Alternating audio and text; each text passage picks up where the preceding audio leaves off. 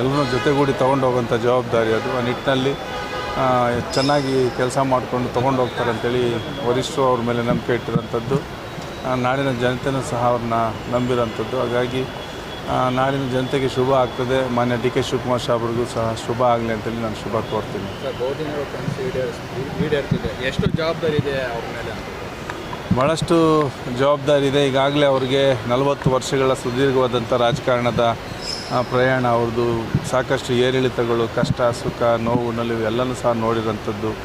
ಅಧಿಕಾರದಲ್ಲಿದ್ದು ಸಹ ನೋಡಿರ್ತಾರೆ, ಅಧಿಕಾರ ಇಲ್ಲದೇನೂ ಸಹ ನೋಡಿರೋಂಥದ್ದು.